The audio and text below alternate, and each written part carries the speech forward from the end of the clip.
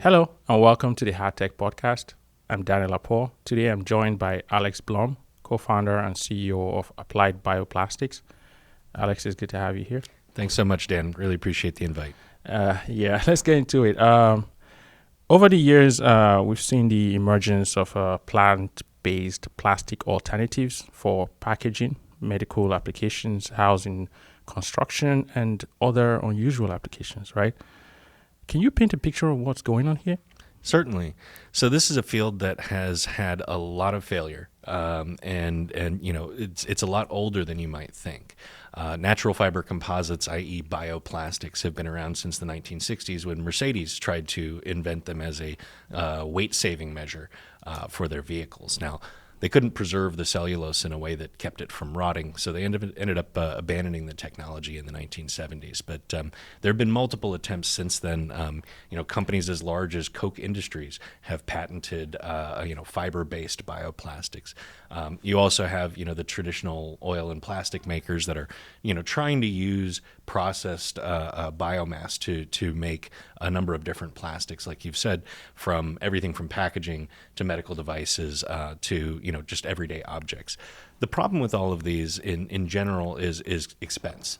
It's very easy to use plastic, which is a byproduct of fuel production, to once you've compounded that with plasticizers, elasticizers, UV stabilizers, dyes, colorants, to use that plastic for basically everything. It's one of the most useful inventions of human history. Mm-hmm. The issue then is, how do you do this better? And I think one thing that we could talk about is, why should you do this better? And the reality is that until recently, it's contributed about 7% of all human emissions. Our plastic usage, it's going up to about 20% of all human emissions. So we need to get a little better on that, right? If our goal is to save the planet, we need to reduce those emissions. So people have been turning to biomass for that reason, because biomass is inherently carbon negative.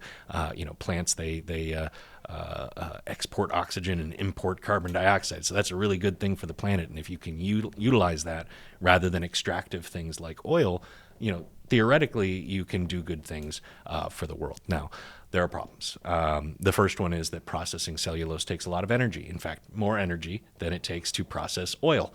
So you're already upside down on your CO2, on your power usage, the minute you start using things like hydrolysis or pyrolysis to turn biomass into a plastic.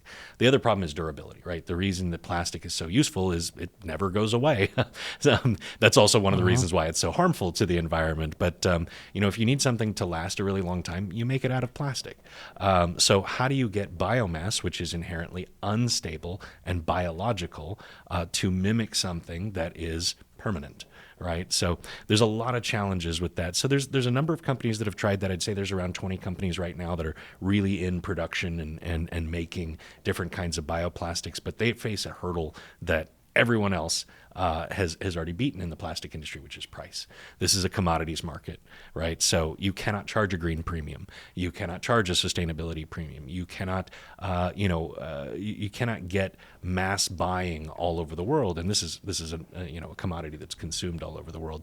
You can't get mass buying all over the world unless you can get down to commodity prices. So that's really been the global challenge in adopting bioplastics materials. And that's not even getting into disposal, because theoretically we know how to dispose of normal petroleum-based plastic. That said, we do a really, really bad job of it. Like 95% of all plastics that are produced annually aren't recycled. They're landfilled or thrown in the ocean or burned, right? So this is terrible. And so adding a new material into the mix, this biomass, and saying, hey, we're going to totally process this the right way, it's a fantasy, right? So anyone who's serious about sustainability is worried about bioplastics and the effects they may have on our environment. For instance, biodegradable plastics for packaging, they release methane. Right? When they break down, they release methane. Now, this could be really useful. If we capture that methane, we can use it for power. but there's no infrastructure for that. There's like 10 large-scale methane digesters in the entire world, which is what's necessary to capture that methane, right? So if you're just using the general biodegradable that you throw in the trash, you're expecting it to go away in the landfill. You feel very sustainable about yourself because you're using this bioplastic rather than regular plastic. Well, it goes over to that landfill and it emits 18 times more harmful gas than carbon into the atmosphere, right? So you're actually hurting the earth by using that particular kind of bioplastic. So there's consumer confusion, there's price challenges, there's infrastructure challenges, and there's disposal challenges for all types of plastic, including bioplastic. I see. Good background there. Before I go into more discussions about plant-based plastic alternatives, let's talk about your experience in climate tech and what you've been doing over the past few years. Certainly. Well, thank you. So, Applied Bioplastics was started in June of 2019. Officially started working on it about 6 months prior. So we're almost 5 years old. Started by myself and my co-founder, Colin Ardern. We're a bioplastics company that has a couple different feet in a couple different areas. So as we'll talk about later, we do make a handmade building composite for the purpose of refugee and transitional shelters. We also make an injection moldable, durable thermoplastic that's a competitor to polypropylene, polyethylene, PVC, and ABS eventually. But it's also a biocomposite, right? So we've been doing this, like I said, for almost 5 years. We have 24 employees at this stage, and we're currently raising our seed round of financing, which is a $5 million round on a $20 million valuation.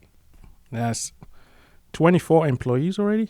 Already 24 employees, yeah. That's impressive. And you're doing a bunch of things. Like you said, we're going to get into like the technical stuff very in a few minutes. But you and I were discussing off camera about your vision for $1,200 housing shelters. I'm very, very intrigued by that, and I just wanted to talk about that like right now. So anyway, $1,200 housing shelters made out of plant-based plastic. What does this entail in terms of function and durability? Certainly. So function and durability are a great place to start. Based on our advanced aging testing, our biocomposites, which you can see here behind us, the tall square, is about 70 years. That's the service life. Now, the other cool thing about them is just like your windshield, with a resin injector, you can repair this stuff. So it's intended to be repaired. It's intended to be reused. It takes screws, which means instead of like nailing or gluing it to something, you can put it on and take it off later if you need to. And it also packs flat. So, theoretically, in the case of a disaster, you deploy this housing quickly onto pre-built frames. You undeploy it when it's no longer needed, and you store it so that you can deploy it again for the next disaster, which, as we all know, the climate disasters are ramping up. I mean, this is timely. We just saw Maui burn, lose most of its housing and stuff like that. Were we scaled and ready to help, we could have, deployed out and gotten those people shelter in short order, right? And we're in talks with several governments for that very purpose, right? So they can flat pack it, they can store it ahead of time, and then deploy it out when, say, a hurricane hits or a wildfire, an earthquake. And this reduces excess death because you're giving people a roof over their heads. People die of exposure in disasters, and by housing them quickly, you can prevent that, right? So that's one piece of it. The next piece of it is talking about housing in developing nations, right? With a lack of choice, you see people using harmful materials, which obviously isn't their fault. They need shelter, right? So they're using things like corrugated tin, which corrodes and infects groundwater with rust and other things like that. It's terrible for the environment, but it's what's available, right? So, there's an affordability crisis for materials, as we all know. There's also a the dynamic where we're shipping large pieces of material transoceanically, right? Like we're getting lumber from Canada and sending it across the Pacific or the Atlantic to build stuff, and that's really dumb. Like from a carbon perspective and a cost perspective, it makes no sense. But the way that that the world works today, it seems cheaper on its face, but it's really costing us a lot. So the solution to this is locally made materials. The problem with locally made materials is most places don't have the infrastructure to make the materials. Like think of Bangladesh. They don't have a lot of forestry out there, right? They're not cutting down their trees. They shouldn't be cutting down their trees. In fact, we should be avoiding that as much as possible. But they don't make their structures out of wood, like places where timber is plentiful. So minus heavy manufacturing, how do these people get building materials? Not efficiently is the answer to that question. So Betterboard is interesting in that it's made with simple materials and it's made with simple techniques. So the core technology for Applied Bioplastics is that we have a compatibilizing liquid. I can't really talk too much about this because it is kind of our secret sauce, but basically what it does is it helps cellulose, which is a polymer, and a hydrophilic polymer in that it absorbs water, and helps it turn into a hydrophobic polymer in that it rejects water. That water barrier thing is what has kept all bioplastics companies from successfully mating other polymers with cellulose. So by fixing that, we've now enabled the use of cellulose in durable polymer applications. So you don't need that if you're making a biodegradable thing because it's not going to last that long. But if you're trying to build a house that lasts 70 years, you must have it. It's not a question, right? So with that made, we provide that to governments, NGOs, and private companies who want to build shelters, right? And essentially, this is it's a hand layup method. I can teach you and your viewers how to make this right now. Essentially, you throw down your mold, which in this case is a piece of tin. You put down a piece of Mylar plastic. You put down your locally woven cloth. Now, locally woven cloth can be anything, rough spun, burlap, anything that's really easy to weave by hand. As long as it's cellulose and as long as it's like at least somewhat tightly woven, you've got your base material.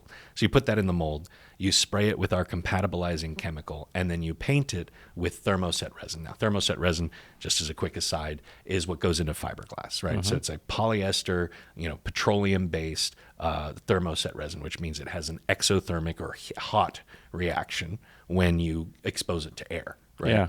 So you put that on, you do a couple more layers of that. So you've got a total of 3 layers. You close your mold, you wait 1 hour, you've got a wall.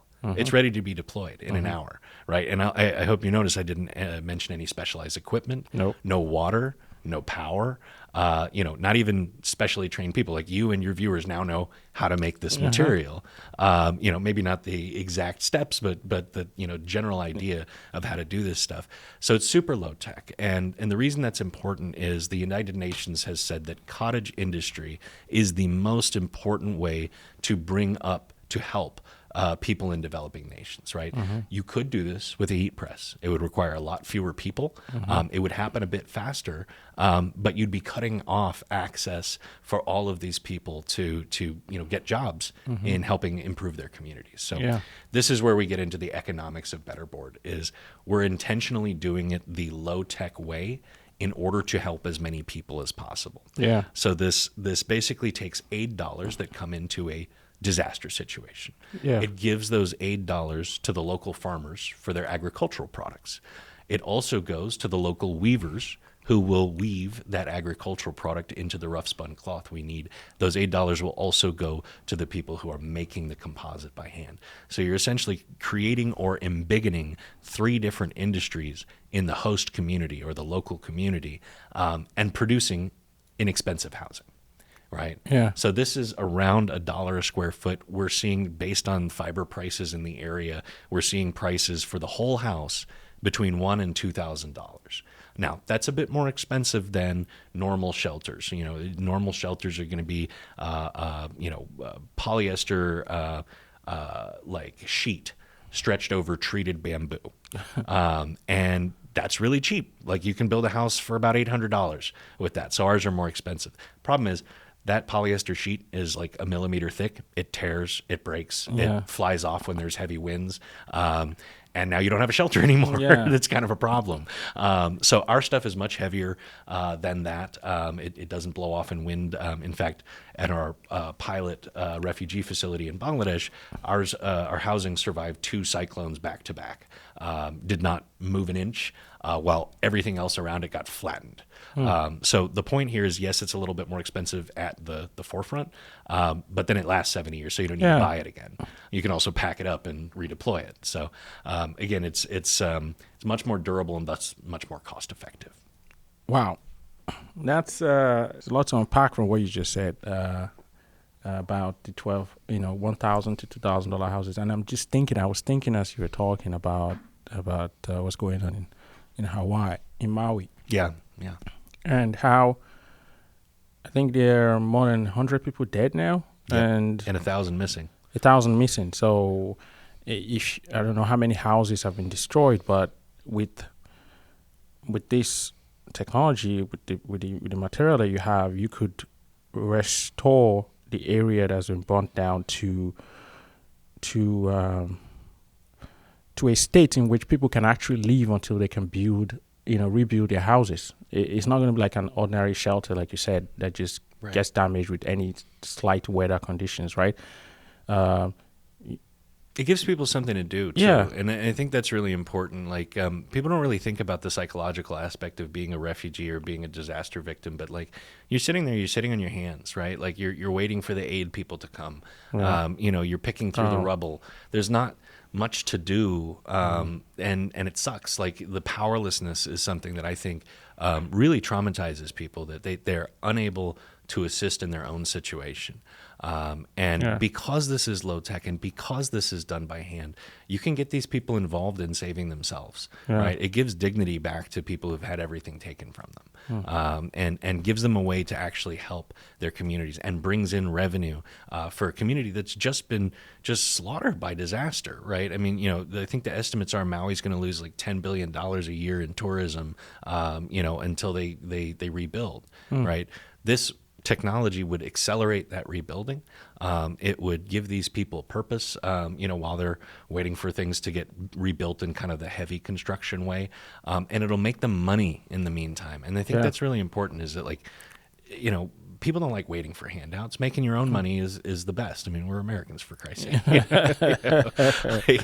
So getting them involved in saving themselves, I think, is both a psychological and an economic and a kind of a practical solution. Yeah. That's a good way to look at it. It's you're useful, and you can also make some money in the process. You take care of yourself, survive until everything is back to normal. Yep, I like it. That's assuming your technology, your product is ready to deploy, which is still. It's ready to deploy, but it's essentially when these things happen, it's tough to get involved immediately, right? Especially when you have governments involved. Like, I'll give you an example. We've been building these shelters in Bangladesh for 4 years. Mm-hmm. We just got the attention of a single, very small NGO 2.5 years ago. They then did a 2-year-long study on our stuff.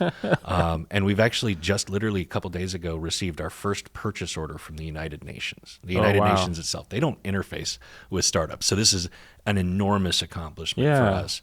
Congrats. Thank you. But that's I guess what I'm saying is it takes forever, right? So the best way to get this stuff deployed ahead of time is to have those relationships with governments, NGOs, and private entities, so that they already know what you have, and ideally they pre-make the housing, right?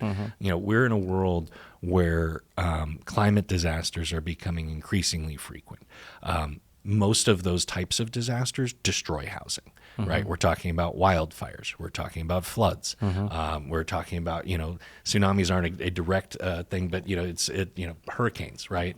All of these things destroy our communities, but more importantly, they destroy the structures that our communities are built around. So having something pre-made and ready to go, knowing that is a risk, for every coastal community, for every riverside community, for every island community, you should have this stuff ready. right? Yeah. And that's our goal as a company is to get, governments involved before the disaster happens. Yeah. And unfortunately, governments are really bad at that. They're like, oh yeah, we'll totally prep ahead of time. Nope, the disaster just happened. Oops, we're not ready. So hopefully, we'll be listened to, and hopefully we will get these governments prepared for these disasters, and maybe we'll prevent some excess death. How is that going within the United States in terms of Poorly, Poorly? really poorly. To be honest with you, man, I've been told by a FEMA rep, Americans don't want to live in shacks. And I was like, you know what? That's fine. You're going to call me in 10 years when Florida's underwater and you need to rehouse 80 million people. Yeah. Right? Like you will call. Yeah. It may not be in time, but you will call. But there are other places where people, frankly, in the government aren't so high up on their horse, and they realize that, people need roofs. People just need roofs. Yeah. Like, it doesn't really matter what they look like in these sorts of situations. I'm not saying that my composite is beautiful and makes like little McMansions or anything like that. It's a shack, but it's got a door. It's got windows. It's got a roof, and it's got space for you and your family to be safe from the elements, and that's what's important, right? So, the U.S. It's going to be years, I think, before they adopt anything of the sort. But other countries, I think we're working with 27 or 28 nations now who are interested in this composite. That's fantastic. So let's segue into something that you mentioned earlier on about supporting agriculture in developing countries. So. Sure. Let's talk about how your work supports eco-friendly agriculture in developing countries. Certainly. So, one of the things about biomass is not all biomass is born the same, right? We have farmers in Brazil, clear cutting the Amazon rainforest to make soy. Right, because soy is more profitable than conservation. So this is bad biomass, right? It's if you use that kind of soy, you're a bad person, you're a bad company, like you're not helping, right? Okay. You're actively destroying the lungs of the planet. Like the Amazon produces most of the world's oxygen, right? So clear cutting that is a really, really terrible idea that's going to have disastrous consequences down the line. Clear cutting forests in general is a bad idea, right? Because forests are the best carbon traps that the planet has, right? So using wood fiber in general is not what you want to be doing. Now, in certain situations, it's ethical. In certain situations, it can be sustainable. And I will admit, Applied Bioplastics does use wood fiber in certain situations. Now, let's move on to the actual good stuff that you want to use, right? So, firstly, everywhere there's humans, there's agriculture, right? We need our food. And so everywhere there's agriculture, there's agricultural waste. So I'm a big believer in the localization of commerce. One thing that capitalism did that is not awesome is create these international supply chains where it might seem cheaper in the short term to buy something from across an ocean. In most cases, that's not really true. If you're considering the carbon cost, right? And that's not built into financial calculations, but it really should be, because if you're a business, you shouldn't really be thinking about just next quarter or just next year. You should be thinking about if you're responsible for your investors, you should be thinking about 20 years from now, right? Like you should be thinking about how much risk am I putting my company in by harming the environment. And the answer is a lot. Now, it does take collective action between companies to do this. It can't just be one company saying, I'm going to be really responsible because they're going to get out-competed. But if every company is saying, hey, maybe it's time to start considering the cost of climate risk, then you start seeing less intercontinental shipping, which we really need to slow down on. Anyways, so back to the biomass. Locally sourced biomass is king for us. Shipping low bulk density cellulose long distances is a bad idea in general. Cost of dollars and both carbon, and you're just going to lose money on it, right? So with that, any sort of fibrous, fast-growing biomass works for our processes, right? Both the housing and the BioFi injection moldable plastic that we'll talk about later. So what that means is that we get to pick where we buy it from, right? If we want to make as a maximum profit, we will use invasive species. Why would we use invasive species? Well, we get paid to take it away. Oh, right. It's a burden. It's a problem. We're solving somebody's problem by disposing of it for them, right? So we get a negative cost of goods on that biomass, right? We're also helping socially and ecologically by getting rid of that biomass and putting it into a permanent form where it can no longer harm its local environment, right? So that's one choice we could make, maximize profit by using invasive species. The next choice that we could make is say, we want to pick a winner economically. Right. You're going to probably think I'm crazy for this because, I've got 24 jobs depending on, my and my leadership team's survival. But I went to Ukraine recently and got a cruise missile shot in my direction. I should be laughing at that. Yeah, no, it was really fun. But getting woken up with an air raid alarm at 3:30 in the morning. But anyways, the reason I was there was we want to buy the agricultural waste from Ukraine's enormous wheat industry and export it to Poland where it can be processed and then sold into the EU as a feedstock for durable bioplastics. Yeah. So you can see the chain there, how everybody's winning in it. But the key here is, again, by localizing that sourcing, by saying, hey, I want to sell plastic in the EU, I need to get biomass from somewhere in the EU. Right? I see. Let's pick someone who's either in the EU or next to the EU. Yeah. Right. And, not to get into the politics of the situation, but I think there's a very clear, black and white, right and wrong side of the Ukrainian-Russian conflict. And as a result, we want to support those farmers and help stabilize their economy by taking something that they would normally have to pay to dispose of and turning it into a profit center for them. Right. So this is what I mean by sustainable agriculture. When farmers are making food, they have to make food in the way that we're all used to, right? Yeah. And that involves getting rid of their agricultural waste in basically one of two ways. One, chop it up, leave it in the field, let it rot. That releases methane, which we talked about earlier is 18 times more damaging than CO2. Or two, they burn it, right? Which releases CO2 and a lot of it, right? So neither of those options is particularly awesome. There are some more responsible farmers or wealthier farmers who are able to pay disposal companies to come take it away from them. But even so, whether you're talking about dollars or carbon, this is a cost center for the farmers. And we want to help them turn it into a profit center and also make their businesses more sustainable by consuming that waste, putting into plastic where it is going to stay for about 200 years, right? So that's where we come in on the sustainable agriculture side. Nice. Speaking of Ukraine, from an agricultural standpoint, isn't Ukraine responsible for most of the wheat consumed in Europe? That is true. Yeah, that's actually why we picked them. Is Polish and Ukrainian wheat feeds most of Europe, and so there's a massive amount of biomass there. And something that's important with plastics in general is homogeneity or sameness, right? So you don't want to be mixing a whole bunch of different types of agricultural waste together unless you have perfectly proportioned homogenization, which is expensive, right? But if I take Polish and Ukrainian wheat, which is mostly the same strain of wheat, and I use that as a consistent feedstock for my plastics that I'm selling in Europe, I have no homogenization issues, essentially. Nice. There's a lot going on in Europe right now, with the war and all of that stuff. But It's crazy, man.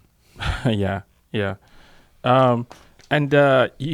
You're a well-traveled person, right? You've been to many countries. Oh, yeah. Typically countries with need for help.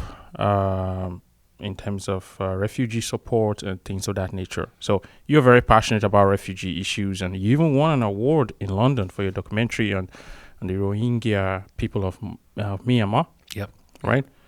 So what's the motivation behind all of this traveling, all the work you've done in developing countries, all of the work you've done on refugee issues, and what are you currently working on in this space? Okay. Sure, absolutely. So I want to talk about why before I get into the work. I just want to give a little bit of my background, and I think it'll help explain the why. So please go ahead. I come from a family of brilliant people, Well, absolutely brilliant people. Both my parents are physicians. My grandmother and grandfather on one side of my family are Harvard-educated lawyers. Nice. My grandmother was the second Jewish woman to matriculate into Harvard Law, right behind Ruth Bader Ginsburg, actually. And they actually, both of them had classes with her. My grandfather was a very successful electrical engineer on the other side. There's a lot of accomplishment in my family, and I think that what that's given me is a very privileged foundation on which to live my life. I went to private schools for the most part. I graduated from the University of Texas, which is a public school, but a very good public school. It is. And I've thrown away more opportunities than most people ever get. Let's just put it that way. And I have been successful in kind of standard commerce. Like I did corporate and startup sales for 9 years, right? I was very, very good at what I did. My last year in sales, my base salary and on-target earnings added up to about $200,000. I made $1.4 million that year. I was really, really good at what I did. And I think part of it, I attribute a lot of that to my education, to my upbringing, to all the opportunities that I was given and then subsequently threw away. So I started realizing that privilege comes with a debt about 10 years ago. I was at the University of Texas. I hadn't graduated yet, and not to get too deep into politics, but a friend of a friend was literally lynched by the Austin Police Department in her jail cell after a ticket for a taillight. Her name was Sandra Bland. Oh, yeah. You remember that? Yeah. What year was that? That was 2012. Yeah. And I remember that very clearly because I had never really seen the point of protesting before, but that enraged me. Something like that would never happen to someone like me. Right, I'm a white dude. I am cis and straight presenting. That just it opened my eyes that I had lived in Houston and Austin my whole life. These are, mixed cities, generally pretty culturally diverse. Generally, the police are okay behaved. And it shocked me to my core, and it got me out in the street for the first time. So, I've actually been a street activist for the last decade or so. And I realized that, yelling with a sign feels good, but it doesn't really change anything. Not to disparage protesters. Like I said, I have been consistently out at protests multiple times a year for the last decade and still do this at the age of 33. But that doesn't necessarily make things better, right? So something that started really, really small was there was a dangerous intersection near where I lived, and the city council didn't want to do anything about it. And it took me 3 years of petitioning. I even ran for office on this topic, for city council in North Austin. After 3 years, we got a stoplight there. And there haven't been accidents at that intersection anymore. And that felt so freaking good, Dan. Like to make just a small difference, just keeping people from getting into traffic accidents. But I realized that that's what I really wanted to do with my life. It was nice making lots of money in sales, but I just it wasn't satisfying. Even building a startup, right? Like building somebody else's startup, really. Selling software for them, that was cool, but it didn't feel like I was living up to the amount of debt that I carry for my privilege. And exercising that debt felt really good. So I wanted to go out and see what else I could do to change things. Now, in 2017, I got divorced. It was a little messy, but at the end of the day, I got out of it pretty much unscathed, and then immediately closed the largest deal of my life, and which was really nice because I didn't have to share the money. The commission by itself was over $500,000, and at this point, I was recently debt free. I was 27 years old, and I said to myself, this is the opportunity. I don't really see a path to get out of software sales. I'll probably do this for the rest of my life, but this is one opportunity that I can have to go make a difference. And not, I don't feel like a debt, like a financial debt, but it's something that makes me feel whole when I help. Yeah. right? So I decided to donate all $500,000 to charity at 27. Now, looking at real estate prices in Austin, I probably should have put a down payment on a house, but you know, $500,000? $500,000, man. And you know, as a 27-year-old, I did not have a nest egg, but I just felt really strongly that like I wouldn't get another shot to make a difference. Like, how often do you see a 27-year-old with no wife, no kids, no house to pay off, just get handed $500,000 and say, do what the heck you want with this? Yeah. Right. So I started looking for ways to help locally, and then it kind of like the view expanded. The first thing was that there's a great food kitchen here in Austin that helps the homeless. I anonymously wrote a check, and I don't want to talk about who they are, or how much I gave them, because anonymous good deeds have value around that. Well, you already gave $500,000 away, so yeah. Well, I also you already put your money where your mouth is. Already. That's true, but I come from a Jewish family, but I'm not like actually like super religious, but I do like some Jewish philosophy. And one of the things that I like about it is there's the rankings of the mitzvah, or the good deed, right? And the Talmud says that the good deed that you do anonymously is the holiest or the best good deed you can do. The good deed that you scream about from the rooftop saying, look how cool I am. Like, for instance, Bud Light donated something like $10 million worth of water to Houston after they got hit by a hurricane. And then they spent $100 million advertising the fact that they donated $10 million worth of water, right? Like, I don't want to be that guy. So I'm going to keep some things under the vest. But anyways, the next thing I did was I started a group called Protecting Texas Families. The full name is Protecting Texas Families from Preventable Violence, but that's like a mouthful, and I hate saying it. But anyways, essentially it was a middle-of-the-road gun bill that I got over 100 elected Republicans to agree to while just literally walking up to the Capitol on my lunch break for 3 months. So, I'm sure you can tell I'm not a Republican, but I am Texan, and I grew up here, so I can slip on and off my accent like a comfy jacket. And I talked to these guys and kind of made them feel like I was on their side, and took them shooting and stuff like that, and said, look, there doesn't need to be one side or the other on guns. Like, we all want our families to be safe. So let's find a middle of the road solution, a free 5-minute anonymous and optional background check for gun sellers to run on gun buyers. And that way you can know, if you're trying to sell your firearm, whether or not you're selling it to somebody who shouldn't have a gun. Right. That's it. Super simple. It doesn't infringe on the Second Amendment because it's optional. It just gives gun owners a way to sleep at night when they have, a desire to sell their firearms. So that was something I spent a few months on, and a significant amount of capital on. And then a buddy from college called me up and he said, hey man, I heard you were doing like charity work. There's something crazy happening in my home country of Bangladesh. A bunch of refugees just crossed the border. And I don't know why they would come here, because Bangladesh is really overcrowded. It's really poor. There's a lot of, disease here. And so like whatever they're fleeing must be awful. Right. And, getting into kind of refugees in general, as I said, I've come from a Jewish family. 2/3 of my family died in the Holocaust. We are refugees, right? And Jews have been kicked out of over 100 countries, right? So like, basically professional refugees. You know what I mean? And I wanted to make a joke there, but it might come out in bad taste. Yeah. I was going to say, since you already said it, I was going to say, it takes one to know one. Yeah. Well, I don't know. Yeah.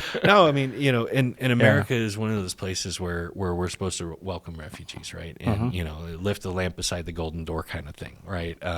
I've been really disappointed to see the rhetoric about immigrants here in the United States, but, especially recently, because like, the reason we're so successful is everybody wants to come live here, and the most talented, smartest people come here and make the inventions that change the world, right? And so, valuing refugees is important. It's not just people fleeing; it's opportunity, right? It's opportunity for your nation. So I was really impressed when my friend told me that Bangladesh, this country that's barely scraping by, took in 2.5 million refugees in 2 weeks. Never asked questions. Didn't try to keep them out. Didn't build fences or walls or borders. They let them in. What percentage of the country's population is that? Bangladesh has 186 million people in the size of South Carolina. So it's not a huge percentage, but it's about what, 2% ish? It's about 2% in a country that it's 3,000 people per square kilometer. 3,000 human beings per square kilometer. Yeah. So it's already very extremely populated. There are very few places in Bangladesh that could be considered rural. Like, Dhaka, Bangladesh, the capital city, is one of the largest metropolises on earth. I think it's like something like 20 million people there. And everybody else is sort of spread out, but, in giant apartment blocks where they're all living on top of one another. So for them to take in 2.5 million refugees without complaint or hesitation was really, really impressive and touching to me. And I said, I want to go see this with my own eyes. Yeah. So I booked a flight. And I flew out to Bangladesh. I ended up being the first American with boots on the ground in this crisis. And I realized very quickly when I got there that, I wasn't going to be able to help these people. I wasn't. I had $250,000 left over, and there were 2.5 million refugees. What am I going to do? Hand everybody a dime and say good luck? That's not going to work, right? So I couldn't do any sort of direct financial aid, and I didn't really know anything about refugees or humanitarian work. I'd never been in this sector before. If you're listening, you're probably thinking to yourself, what a monumentally egotistical thing to do, to go over there and think that you could help. And it was. But I improvised. I got there, I realized that I couldn't really directly help these people. So I decided that the best way for me to spend my money on them was to try to help the rest of the world understand what was happening there. Because at the time, there had been one news story on this, and it was published in the Daily Star, which has a circulation of basically Bangladesh, parts of India, and Malaysia, right? So it's not international news, or it's barely international news that 2.5 million people have fled Myanmar because they're being ethnically cleansed. The New York Times didn't cover it, the Wall Street Journal didn't cover it, none of the big newspapers were covering it. So when I asked people when I returned from this initial trip, hey, have you heard of the Rohingya? People what the hell is that? Is that a soft drink? And so, I hate the phrase raising awareness, right? I think when I think of that, I think of Susan G. Komen, where they spend 80 or 90% of their budget on fundraising. And then most of the money doesn't actually go to cancer research. So that's what I associate with raising awareness. So I felt relegated to raising awareness. I was a little upset that I was doing this, but it seemed like the only thing that I could do to help. So we hired 18 people. My friend and I hired one of Bangladesh's best directors, who was currently engaged in something else, but I was able to pull him away from it. And we entered the world's largest refugee camp with a bunch of cameras in about a week. It took a week to just plan the thing, and we just went to see to shoot what we could shoot. We also crossed the border into Myanmar to get direct evidence of the killing. Once we realized, once we had started interviewing the survivors, we understood that this was not just a thing that had happened; it was a thing that was happening. And the Burmese forces, that's what the Myanmar people call themselves, were sweeping downwards towards Bangladesh, continuing to cleanse or genocide what was in front of them. And so we figured we could probably get some direct footage of the killing happening, or the burning happening. So we crossed the border. We got shot at a bunch, and had to run back across the border on foot and pile into a bus while we were under small arms fire. One of our drones was actually shot down with small arms fire. But no one was it an unmanned drone? It was an unmanned drone. It was just it was a GoPro. I forget what the model was, but it's a 2-foot long drone with a quad rotors. I got a little greedy. We had some great shots of, and this sounds really morbid to call it great shots of killing, but I mean, we were 300-400 feet in the air over a village that was being actively burned down. Wow. And I got greedy with the shot. Thankfully, we were streaming it back to the base, but and so we were able to recover most of the footage. But yeah, they noticed it on station above the village that they were burning down and started shooting at it and successfully shot it down with small arms fire. But anyways, so we made this film. I ended up writing it. I ended up narrating it. It's called Blossoms from Ash. It's available on Docubay, which is a subsidiary of Amazon. That film won Best Short Documentary at the London, there was some London Film Festival. I can't actually remember the name of it. And then it also won a much more major award. It won the World Fest International's Remy Award in Houston, where it got noticed by a distributor who purchased it and sold it to Amazon. So it's there now. But Yeah, that was how I ended up over there. That's how I ended up making the film. I feel very lucky that I was able to find the crew that I was, because I had no idea what the heck I was doing, man. Yeah. And while I was there, I had been trying to raise funds for the film, so I wouldn't be the only funder of the film. Turns out I'm really bad at begging for money. I'm good at sales, but I'm really bad at begging for money. So Yeah. I was unsuccessful at getting anybody else to support the film. However, I did attend a dinner with like a bunch of Bangladeshi movers and shakers, and there was this man there named Dr. Mubarak Khan. Now, Dr. Mubarak Khan is a former nuclear physicist. He had since retired after helping Bangladesh's nuclear commission build its first atomic plant, and had spent his retirement working on something that I found really interesting. So essentially, let me give a quick history lesson here. In the age of sail, the age of colonization, the British came to India and Bangladesh and needed a way to resupply their overseas empires. In particular, their sailing ships needed rope and sackcloth and sails, right? And that's really hard to do on the wrong side of the world from where your shipyard is, right? So they forced essentially Bangladeshis and Indians to plant and grow a plant called jute. Now, jute, it makes really good carpet backing, really good rope, sackcloth, and sails. So when the British decolonized, this fiber remained a cornerstone of the Indian and Bangladeshi economies for about 20 years. After 20 years, nylon got invented, womp, womp, womp, which totally outcompetes jute on basically every single measure. It is way more durable. It does not stain. It does not crush. It doesn't tear easily. And so jute went from a globally demanded commodity to not Niche. at all. Yeah. Yeah. Like maybe you can find some reams of it online for like crafting projects and stuff like that, or like the live, laugh, love, decoration you can put up in your house. People like print that on burlap. That's usually made out of jute, but it's not a common material anymore. So this destroyed the export economy of these parts of India and Bangladesh that typically grew this. And for Bangladesh, this was the majority of their export basket, right? So it plunged a already poor nation into additional poverty. Now, Dr. Khan saw this and said, this isn't as useless as everybody's making it out to be. This cellulose is some of the strongest cellulose there is. Couldn't it be used for other stuff? And so he applied his genius and his years of chemistry and nuclear science to figuring out how to make jute useful again, and thus reinvigorate the Bangladeshi export economy. So he was working on a number of different things. He invited me to his laboratory. He showed me what he had been working on. He had some water-soluble grocery bags, which I thought was cool, but far too expensive to produce to compete with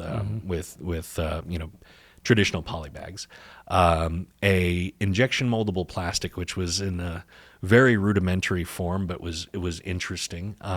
And lastly, a fully mature product, which is sitting between us right here. Yeah. He called it Jutin, i.e. jute tin. Yeah. Because it's a replacement for that corrugated tin.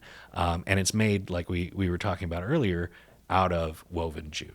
Yeah. So I thought this was amazing. So I said to him, where is this deployed? And because it's amazing and I want to see it in action. And he said, well, nowhere. And I said, okay, well, that's fine. But like, how long have you had it for? And he says, 20 years. And I was like, what is wrong with you, Dr. Khan? Like, this is a miracle material. Yeah. And you've had it sitting on your shelf for 20 years. And he's like, well, I'm a chemist, not a salesman. And I said, well, I'm a salesman, not a chemist. Sell it to me, please. And it took about 6 months of convincing, but he did eventually sell me that IP and join as the first non-founder employee of Applied Bioplastics. So the original intent of this business was to commercialize Dr. Khan's fully mature idea of plant-based, simple, rudimentary housing. Wow. This is a very complete story. You start all the way from your background, wanting to help people, actually putting your money where your mouth is, traveling, trying to help the people, the refugees who had relocated to Bangladesh, and this is incredible. This is really incredible. Okay, so That's good. It's awesome. But I now I'm actually very interested in something we've discussed before, uh, about your approach to employee retention at Applied Bioplastics, right? Certainly. And it seems like everything about what you do, you tend to carry that I care for people attitude. I want to help people, attitude. Yeah. It applies to basically everything you do, right? In the tech space, you see a lot of people either changing jobs every year, or every 2 years, or getting fired. Look at what's happened over the past few months, where tech companies are just laying off people. But you have an international team of 24 people, and hardly anyone has left. Or has anyone left We've in 5 had years? one resignation in 5 years. Wow. One. And that was a mutual parting of ways. It was a scientist who does primarily R&D. We'd finished the R&D aspect of what we were working on, and so he wanted to move on to a firm that was doing more R&D. And we replaced him with a commercialization engineer, which was kind of the plan all along. Yeah. So it wasn't a surprise. I mean, of course, missed the guy because he was with us for 4 years. But regardless, yeah, I mean. Look, I have talked a little bit about my philosophies. I think from a spiritual perspective, the place where I start is Archbishop Desmond Tutu's definition of the word Ubuntu. And I actually have a Ubuntu tattoo, and a lot of people actually confuse it for like a Linux symbol. Yeah, I was going to say it. Okay. But no, I have a tattoo across my breast here that is it's a visual concept of the concept of Ubuntu, which is that my humanity and the way I treat myself is bound up in yours and how I treat you. Right. So if I abuse you, I'm abusing myself. I'm abusing every human. Right. It's sort of like how there's, people say like there's no liberation till every human is free. Right. And I believe that. Right. So this is, not to get too political about it, but, and I don't want to be one of those people who's like a business is a family. No, a business is trading labor for money. Let's be real. We're trading labor for money. Now, you and I are sitting here. We're trading our labor for money, and maybe we're getting some other things out of doing this here together. But at its most basic level, you and your crew here in the studio, we're trading labor for money, and you can't forget that as an employer, right? Your employees owe you nothing. And I think that the labor force is starting to wake up and realize that. That's why you see people jumping jobs all the time, is that they don't owe you crap. This idea that you can like say, oh, we're building something super important. And in our case, we really are building something that I think is super important. And it helps us recruit. Like people want to work for us because we're building something that's super important to them personally, right? Which I think helps with retention as well. But even my last business, like I'll call them out. It's Thousand Eyes. Sold to Cisco for a couple $2 billion. It's network monitoring software. We're told in these all hands, we're building something that will change the world. And I believed it, and I believe it now. They have a great product. But the point is, though, that you're expecting your employees to see this bigger picture of, we're going to change the world of networking. So who cares? Can I afford my bills? Right. And I think a lot of these startups, they say, come work for us to get this great experience. Come work for us to help change the world. Come work for us for this, that, and the other reason. They forget that you're exchanging labor for capital. Yeah. Right. And so we try to remember that. As a business, we don't ask people to take pay cuts because the business is struggling. When the business struggles, when we're running out of money, what gets cut? It's my salary, my co-founder's salary, my other C-suite member's salary. We cut that to zero, and we pay everybody else on time. We don't make excuses, right? Because they're trading labor for capital. Yeah. Right. So that's the most important concept to remember. And the other thing is that these are human beings, not cogs. And so, I think that I believe in the efficiency of a relaxed person. Yeah. If you're not under pressure, if you're not stressed and pulling your hair out, if your boss is not all over you, you're generally more productive. Now, if you're an adult, right? If you're new to the workforce or you don't really know what you're doing and you think you can slack off all day, you're probably not the right fit for my company. But we have an extensive interview process to weed those kind of people out. Yeah. But we hire adults who get their work done. We don't have them clock in or clock out. Okay. We don't do shifts. We are project based. We assign them, hey, I need you to get this done by this date. And then we don't check on them. And then they turn their work in by that date. And that's it. Like there's no micromanagement. There's no real management. We have a board we use a Monday.com as our CRM that has like a progress board sort of thing. So everybody's working towards completing projects. But other than maybe say monthly check-ins, we don't micromanage these people. We let them get their work done on their own pace. And like different people work differently, right? Like some people are really productive between 8 and 10 a.m. and then not productive again until 4 p.m., right? Yeah. That's just the way people are. And if I force somebody to work 8 to 5 when they're productive 8 to 10 and 4 to 10, like p.m., right? Then I'm not getting maximum productivity out of my employee. I'm not getting the highest value for my dollar in salary. Right. Yeah. So by letting them be adults and set their own schedule, they are able to work in the way that makes them most productive. We also require we require 20 days off per year, 20 work days off per year. So that's 1 month. We also require them to take off for federal and local elections.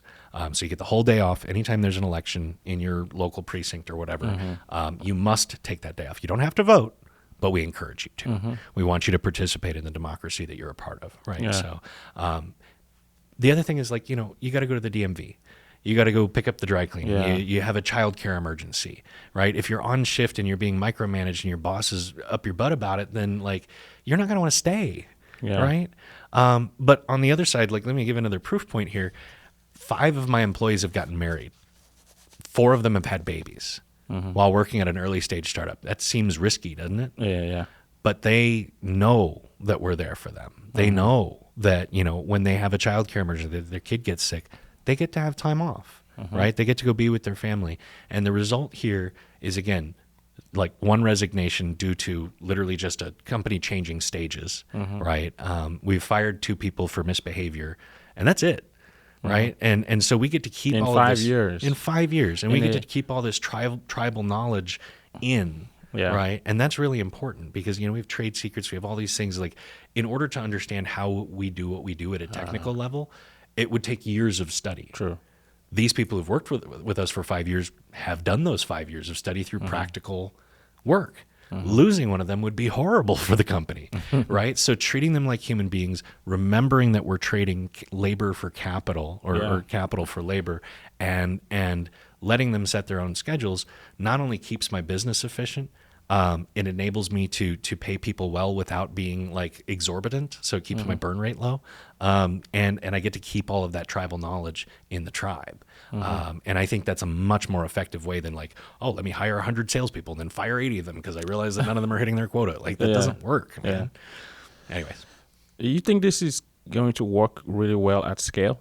I do. And, partially I have the privilege of a business that's never truly going to scale. Yeah. So to understand what we do at a core level, we're not manufacturing any of these plastics that we've been talking about today. Yeah. And we haven't even gotten to BioFi yet, but I hope we will. Essentially, we create intellectual property. We create techniques for marrying cellulose to other plastics. Yeah. And so we sell those techniques, and we sell the valorized or readied agricultural waste. And so, but there's not a whole lot of staff that goes into that, right? Yeah. We're going to open up a total of 3 rapid production facilities that will do prototyping for new polymers, right? There's going to be one in Poland, one in India, and one in the United States. Those are going to be staffed by up to 5 people. Right. We'll have a small sales force. We have 2 right now. It'll probably be a maximum of 10. Our executive team will largely stay the same size. Our legal team might expand a little bit, but like, that's it, man. Like max number of employees for us is probably 50, and we can shift an entire industry with 50 people. So I don't know if it would work for a big like business like Facebook or something like that, but it works for us. No, I mean, you got me thinking a little bit about where we're going as an economy, right? Right now, with AI and other automation systems, right? Yeah. You need fewer and fewer people to get tasks done. So there are a lot of companies now that, I can imagine that there are a lot of $100 million companies, $1 billion companies that have very few employees, right? Yeah. And they could adopt your system and keep their companies growing and getting stronger, since it's easier to apply something like this to 1,000 employees or less. Sure.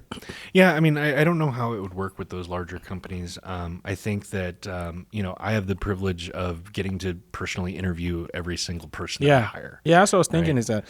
is that by the time you get to thousands of employees, then you're handing That's not over scalable. you're handing over the philosophy to people who you've seen how many companies die when the founders Leave, leave, right? It's almost the same thing. Like whenever you start having like thousands of employees, then the passion you have behind employee treatment and all that might not be easily transferable to Absolutely not. to the next line managers or something like that. Absolutely. And I think that's going to be our biggest challenge is if we ever get to the stage where I need to be hiring middle managers and I don't get to talk to every single hire, like how is that going to scale? Yeah. And this actually gets us into an interesting point, which I don't think was on our schedule to talk about, but I do want to talk about that. And it's preparing the business for my absence. Yeah.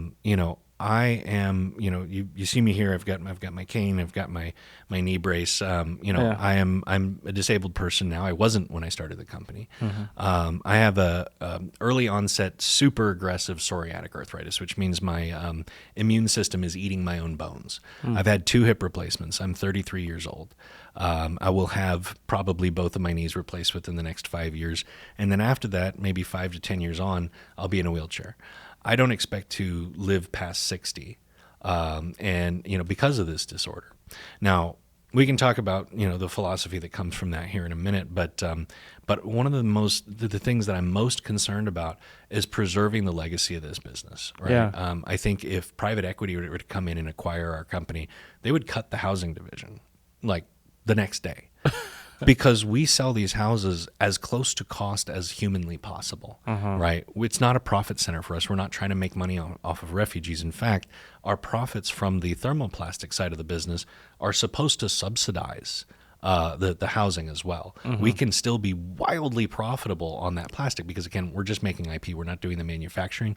We get paid licensing, and we don't have to establish capital equipment, right? Yeah. So essentially, we can be at like an 80 or 90% profit margin on this IP, which is fabulous for us and fabulous for our investors.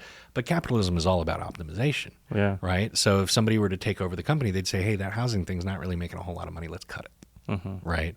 So I've been thinking about things like splitting up the company eventually, right? Making the acquirable part, the BioFi part, its own entity, and protecting the housing. Under my own brand, like Consequential, which I don't think we've talked about yet, but I have my own kind of house brand. It's called consequential.co. You can go see all my projects there online. But, maybe moving the housing under that brand to keep it from getting shut down by, frankly, private equity vultures that are looking to maximize the profit on their new investment. Yeah. Right? So the other thing I wanted to talk about with the disability and the knowing that my life is going to be shorter than everybody else.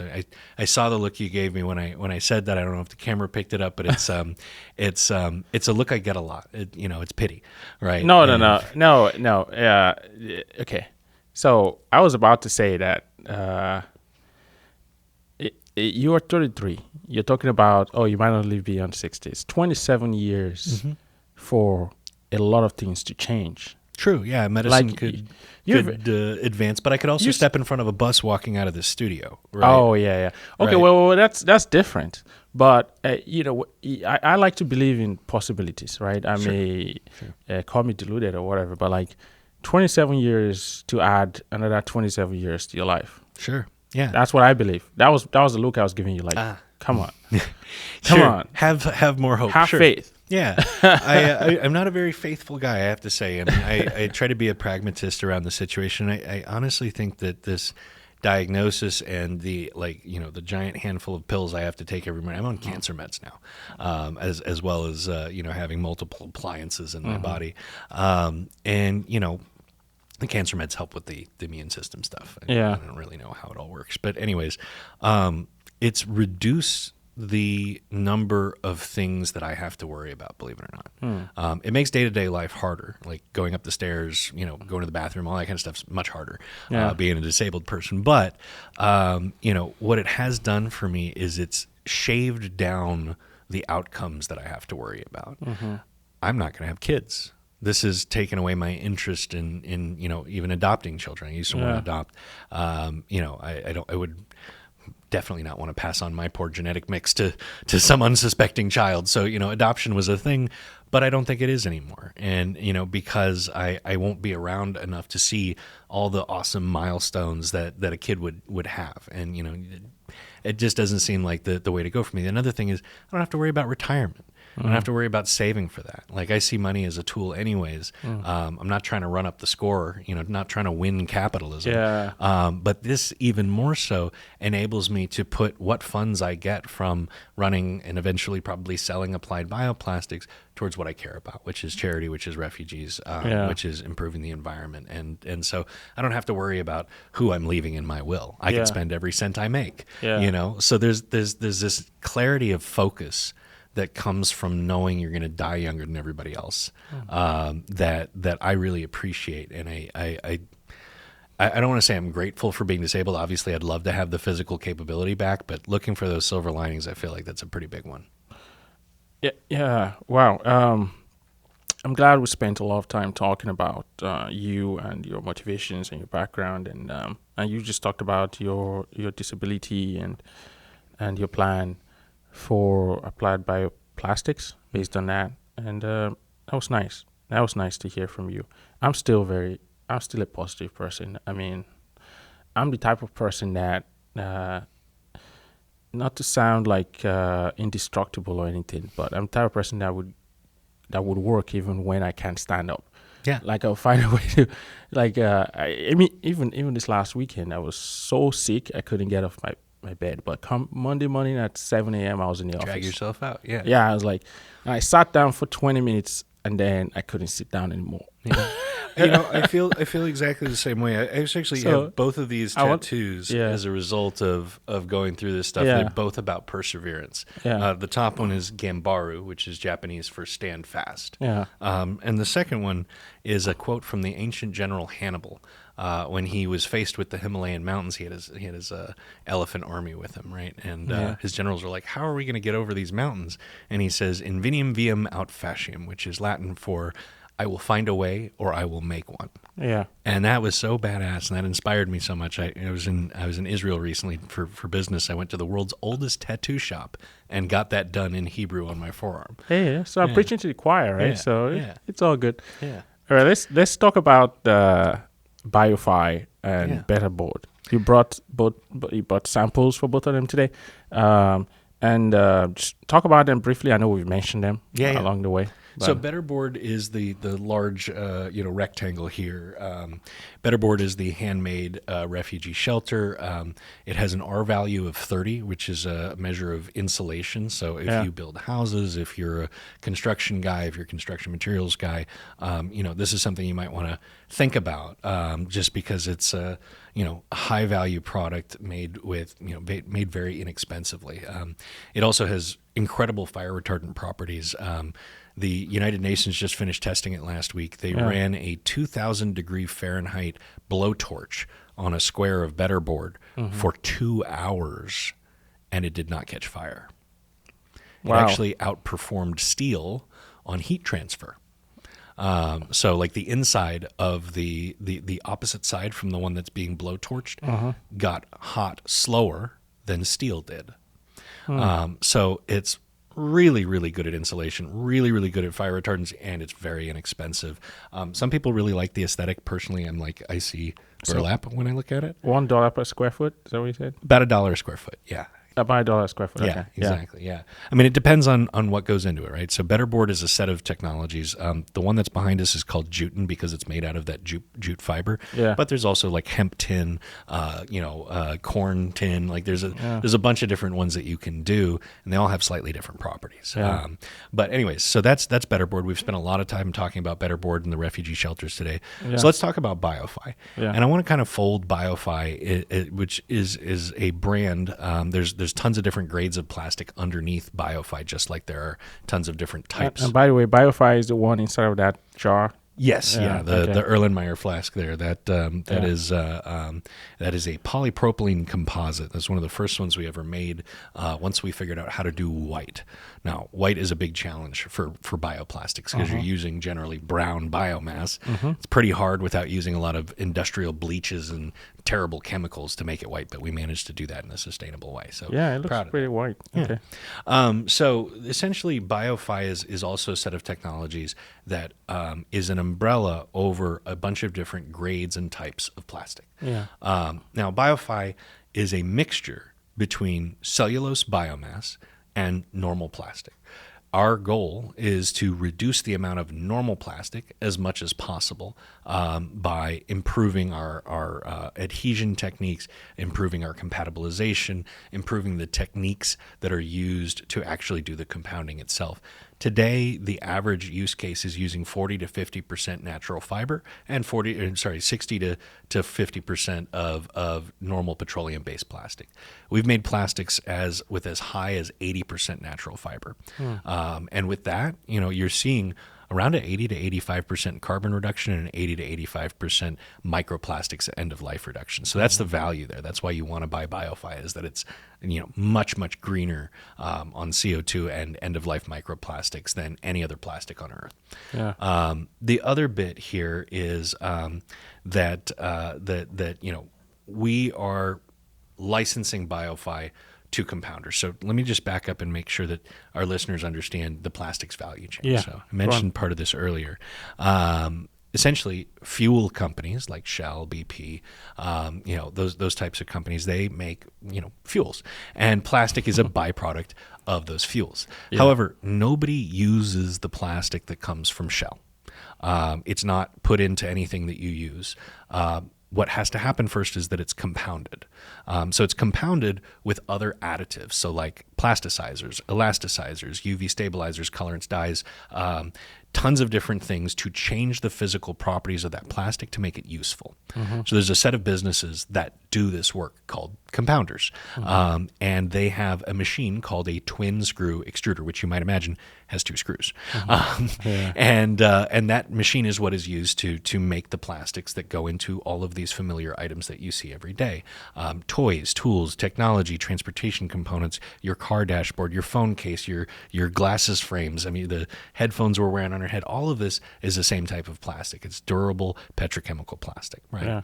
Yeah. Then it goes to the injection molder, who makes the components for all the items I was just talking about by heating up those pellets and squirting them into a mold. Yeah. And then once they're squirted in the mold, it comes out, it goes to the manufacturer who assembles all the pieces, packages it, markets it, and sells it to you and me, right? So that's the plastics value chain. Yeah. Where we go in is we've developed a set of technologies for the compounders, right? The guys who are doing the mixing of the additives and the normal plastic. What we're saying to them is, hey, use less plastic, replace that mass with 50 to 80% of our treated biomass that we've prepared for you, and then use a particular technique and a particular screw for your twin screw extruder. Now, something to understand about those machines is the screws are interchangeable. So if you're a compounding business, one day you're doing a polypropylene run, so you use the polypropylene screw. The next day, you need to make a batch of polyethylene, so you take out the polypropylene screw and you put in the polyethylene screw. So Applied Bioplastics has developed a screw that makes the natural fiber composite actually work. It disperses it better, disperses the cellulose amongst the plastic, and creates essentially a matrix inside that thermoplastic. Okay. The reason that's important is that matrix strengthens the plastic so that it is comparable in strength to normal plastics. Yeah. Right. So we've developed the screw. We've developed a particular feeding technique, and we've developed the chemical treatment that's necessary and the physical treatment that's necessary to make the cellulose work in that compounder. So we provide all of that to the compounder. We also help the compounder sell to the injection molder. So we help them with trials. We send engineers. We make sure that the trials go well. And yeah, that's basically it. What we want to do, and what we're raising money to do, is to vastly expand our portfolio of available plastics. I was talking about those rapid prototyping facilities when we were talking about staff earlier. Yeah. That's the purpose of those. Is there's hundreds of thousands of grades of plastic available on the market. Yeah. Applied Bioplastics currently offers 14 grades. So we've got some work to do to help shift the whole industry. And that's the idea there is to create as many analogs of the existing plastic in the market using this cellulose as a base to replace as much of the durable plastics market as possible with cellulose-based bioplastics. So without and you're doing that without trying to overhaul the existing system, but trying to change it or trying to educate people on how to do things differently. And that leads me into the next question is, most bioplastic companies in the past have failed. Yeah. Right? So, I know your background and your approach towards applied bioplastics is slightly different from a VC-backed startup, right? But it's still a company at the end of the day, right? It's still a startup at the end of the day. It is. So why have companies in your space failed so much, and how are you thriving? How are you doing so well? How are you avoiding these problems? Well, I wouldn't say we're doing so well.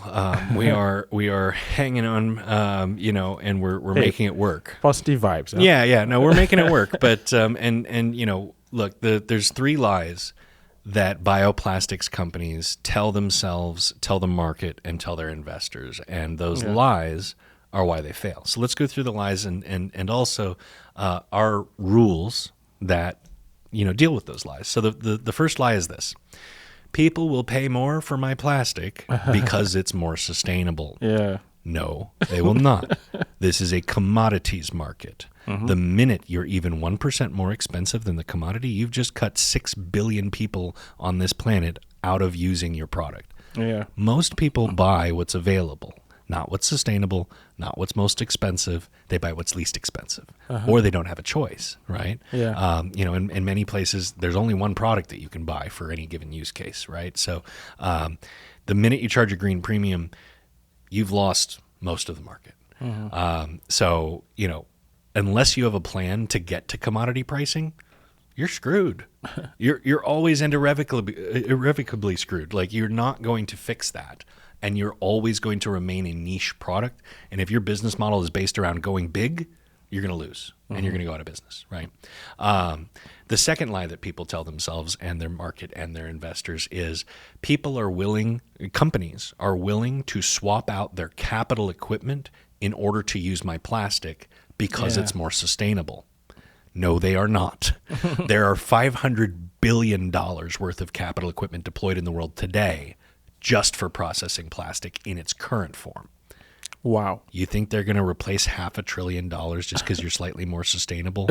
No, absolutely not. Absolutely not. So, and then the third lie is I can outscale the market. Well, I need specialized equipment to make my plastic, but nobody's willing to change their equipment, so I'm going to build it myself. You're not going to outscale the market. Reminder, there's $500 billion worth of capital equipment that you're competing with. And oh, by the way, you already said that you're more expensive than everybody else. So how exactly do you plan on beating the market or outscaling the market? So in response, Applied Bioplastics has 3 rules. If it cannot be made less expensively than the commodity, we don't make it. If it cannot be made and used in the industry standard equipment, we don't make it. And lastly, because instead of producing, we're licensing, we're removing ourselves as the bottleneck for global adoption rather than standing in the way. Most bioplastics companies go to their VCs and say, "Hey, build me a factory, and I'll be able to scale from there." No, you won't. You won't. Running a factory is hard. Like, you might be a brilliant chemist, right, and who's come up with a revolutionary new plastic, but do you know how to run a factory? Probably not, right? And is it easy to, hire somebody to do that when they've never seen your plastic before? No. No, it isn't. Right? So you need to be either a prodigy who knows how to A, invent a new plastic, and B, run a brand new factory that nobody's ever seen before, and C, also know how to lead a successful business and scale it, which, like, how many people in the world are like that? You know what I mean? Like, I'm certainly not. Right? So removing yourself as the bottleneck and making your technology accessible to the people who are already out there in the market and making it attractive to them by saying, hey, this is cheaper than the commodity, you can make more money on it. You must have all of those things or you are going to fail. And that's why so many bioplastics companies have failed, and why I think Applied Bioplastics has a much higher chance for success than those others, is we've recognized what the market has repeatedly done wrong and gone the opposite way. So you learned from the mistakes of others. Exactly. Yeah. It's a cliche saying, but yeah. I mean, we could learn it the hard way. I mean, Yeah. look, we're even doing work with, I'm going to leave these guys unnamed, but like they had everything. They had the natural fiber composite. It's not as good as ours, but they invented it 10 years ago. They should have taken over the world with it. Yeah. They had trouble getting compounders to even try it. So they said, you know what, we're gonna build a bunch of equipment. So they raised $7 million. They built a bunch of equipment. Now they're just a compounder, just like any other compounder. They got sold for $100 million, which is a nice return on investment. Yeah. But like, they could have taken over the world, man. This is a $380 billion a year business. I'm sorry, I got that wrong. It's $680 billion a year worth of durable plastic made in globally, right? And they got sold for $100 million when they had a technology that could have addressed the entire market. But instead, they built production capacity. Were they VC backed? Yeah. Okay. Yeah, they were. That's another topic entirely. Yeah, but they still got their 10x return. It's a win for the VC, but they could have changed the world. Yeah. Right. Yeah. And so that's where they and I diverge. $100 million exit would be an enormous disappointment to me. Yeah. You and I could get into a discussion as to why a company that makes $680 million exists in the first place. Is it to change the world really, or to make that 10x return? Right. Yeah. Right. No, I mean, like, honestly, man, like think about my background for a second. I made $1.5 million in my last year of sales. I was 27 years old. I could have kept doing that. I would have probably ended up with an income higher than most founders who've exited. Yeah. Right. Like, this isn't about that income is already higher than a lot of exits. I know. Yeah. And so, like, and if I did that for another 20 years, it's good nest egg. Like, I'd probably be pretty dang fine, Yeah. So the point here is that this was never about the money. Like I told you earlier, that we started a company around refugee housing. Yeah. We stumbled on, in fact, I'll tell the story here. I was introduced to Dr. Larry Dizal, who is the Lifetime Achievement Award winner in biocomposites. I showed him Betterboard, and he said, "That's really cool, but it's useless." And I was like, "What? Why?" And he's like, "Well, it's a thermoset resin, which means once it's molded, you can't melt it down and remold it, so it'll never be used for manufacturing." And I was just like, "Well, crap," like totally took the wind out of my sails. And he said, "Well, what would make it more useful?" And he said, "Well, if it was a thermoplastic, not a thermoset plastic." And I said, "Well, I don't know what the difference is." So he's like, "Oh my God." It's like, you're talking to the world's leading expert here and you don't know the difference between these two really simple things. Yeah. And he said, "Look, let me teach you the difference. And yeah, if you were able to translate one to the other, I mean, the other is a multi-billion-dollar business. Yeah. But you need a magic wand to pull something like that off." And I was just like, "Well, will you help me?" And he's just like, "Are you stupid? I just told you need a magic wand, man. Like, no, I'm not going to help you. This is, you're chasing, you're tilting at windmills." And I said, "Well, but like, what if we did though?" Yeah. And like, it was just kind of a weird conversation, but like he eventually was just like, "You know what? You're just crazy enough to maybe figure this out. So I'm going to go ahead and sign on as an advisor so that I can get some equity if you do figure it out." And he ended up being instrumental in terms of the advice that we got to translate Betterboard into BioFi. Yeah. So that's how BioFi was born. It was also by mistake, man. We didn't get into it thinking we were going to be selling thermoplastics, but now we're looking at the possibility of being more than a unicorn. Yeah, you just got to. I think with the UN contract and you being in several countries now, you're not that far off. But then you have to balance that with your original mission and the need for 10x. Yeah. Yeah. 10x returns. Yeah. Yeah. No, I mean, I think that's the thing, man, with the profit margins. Once we really get going with the BioFi manufacturing, the 10x is not a hard thing to get to. Yeah, but then you have to deal with some of the pressures, some of the growth, aggressive growth requirements. And, and just because a company is making $680 million in revenue doesn't mean it's profitable. True. And that's probably why they sold for $100 million. You know, there are a lot of things that go into it, right? So, well, this has been a fascinating discussion, and I'm sure we didn't cover like everything, but we covered so much, and I've learned a lot about your humanity, how much you love caring for people, taking care of people, including your own employees, and the world in general. And I've learned a lot about the mission behind Applied Bioplastics. I've learned a lot about your life. Thank you for coming today. Thank you so much, Dan, for the opportunity to talk about such a wide range of things. This is really a pleasure. Where can people find you if they want to reach out, help support the mission?